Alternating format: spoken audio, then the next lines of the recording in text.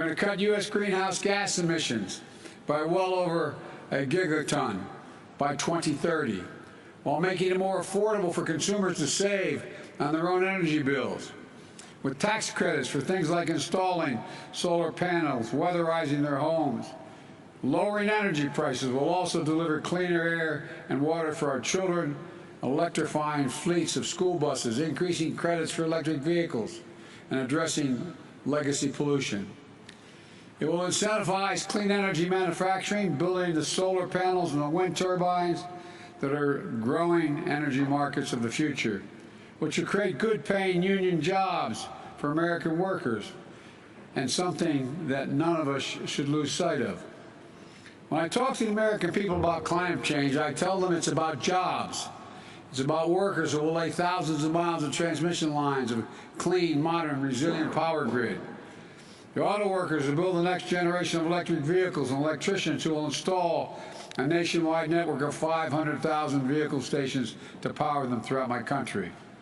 The engineers who will design new carbon capture systems, and the construction workers who will make them a reality. The farmers who will not only help fight global hunger, but also use the soil to fight climate change. The communities that revitalize themselves around new industries and opportunities. And because we are taking all these actions, the United States will be able to meet the ambitious target I set in the Leaders Summit in Climate back in April, reducing U.S. emissions by 50 to 52% below 2005 levels by 2030. We'll demonstrate to the world the United States is not only back at the table, but hopefully leading by the power of our example. I know it hasn't been the case, and that's why my administration is working overtime to show that our climate commitment is action, not words. On my very first day in office, I took action to return the United States to the Paris Agreement. Since then, our administration has been hard at work unlocking clean energy breakthroughs to drive down the cost of technologies that will require us to achieve net zero emissions, and working with the private sector on the next generation of technologies that will power a clean economy of the future. Over the next several days, the United States will be announcing new initiatives to demonstrate our commitment to providing innovative solutions across multiple sectors, from agriculture to oil and gas, to combating deforestation, to tackling hard and to abate industries. We're planning for both short-term sprint to 2030 that will keep 1.5 degrees Celsius in reach, and for a marathon that will take us to the finish line and transform the largest economy in the world into a thriving, innovative, equitable, and just clean energy engine of net zero for a net zero world.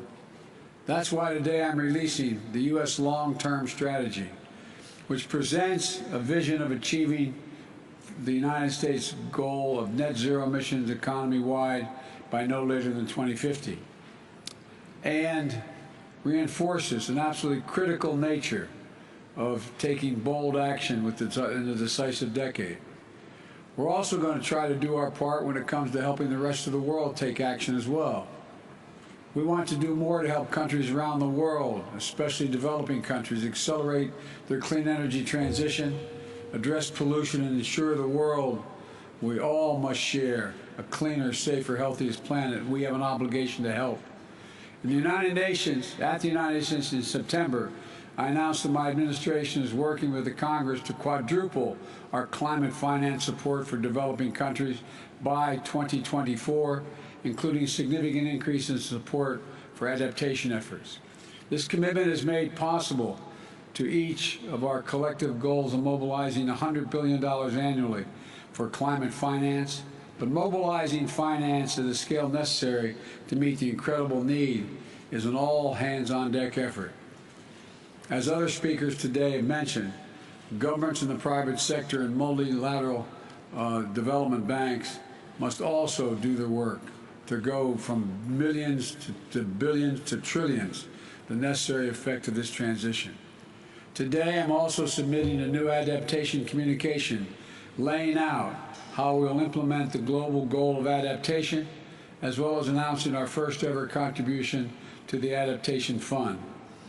But our commitment is about more than just financing.